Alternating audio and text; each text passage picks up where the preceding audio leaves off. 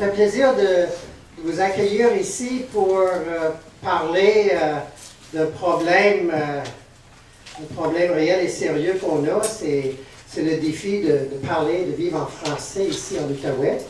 Le problème que nous vivons ici, bien qu'il soit plus prononcé ici pour des raisons géographiques, est un problème planétaire. Actuellement, les langues nationales, les autres langues internationales, se font pousser dans le coin par la langue anglaise, par l'anglosphère.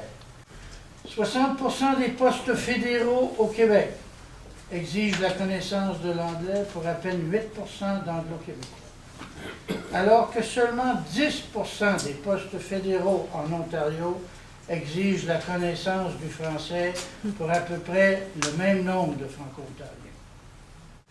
Près de 50% des emplois fédéraux exigent au Canada la connaissance unique de l'anglais, 50%, pour à peine 4% qui n'exigent que la connaissance du français.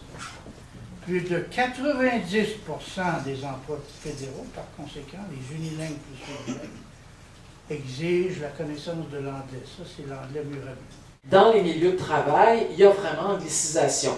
Si vous n'avez pas lu les journaux et que vous ne savez pas qu'à la caisse de dépôt, il y a des postes anglophones, bien, vous avez manqué quelque chose. Mais plus récemment encore, la Banque nationale, oui, une banque à charte fédérale, je veux bien croire, mais qui existe en fait principalement au Québec, a des patrons unilingues anglophones, ce qui amène, bien sûr, leurs employés à fonctionner en anglais et avec des documents écrits en anglais. Il me semble que je voyais ça dans ma jeunesse, dans les années 60. Autrement dit, oui, un recul véritable. Attribuable, à mon avis, de la vie de Québec solidaire, non pas principalement à l'augmentation de l'immigration au Québec, mais attribuable principalement à la mondialisation dont M. Perrault vous a parlé, au fait que désormais, à l'échelle de la planète, ça se passe en anglais, que la culture dominante, la culture du marché, la culture de la finance, et Dieu sait si on en parle ces temps-ci, ça vient des États-Unis d'Amérique, et puis tout se passe en anglais. Moi, il y a déjà quelques années que je boycotte comme Walmart, McDo et dernièrement Couche-Tard qui sont anti-syndicales. Et je me souviens aussi, il y a plusieurs années, je m'étais dit, je vais boycotter les entreprises qui favorisent le bilinguisme. Là, je vous avoue que je suis rendu dans leur simplicité volontaire extrême. Quand on est arrivé en 89, pas longtemps après, il y a la chanson de Michel Rivard qui a sorti, La langue de mon cœur. Et là, j'ai écouté cette chanson-là et j'ai réalisé qu'on avait une langue à défendre. À Trois-Rivières, tu t'en aperçois pas, hein? C'est pratiquement 99% francophone. La question sur laquelle il faut mettre une emphase, c'est que c'est parce qu'on vit dans une économie qui ne valorise que la question du profit. Alors des choses comme la vivacité d'une culture, l'identité collective d'un peuple, c'est pas valorisé. Mais quand on reste dans tout ce débat-là, c'est évidemment un débat qui est sensible, mais quand on reste strictement dans un paradigme qui s'arrête strictement à l'identité et qu'on n'aborde pas la question de l'économie, je pense qu'on manque le point.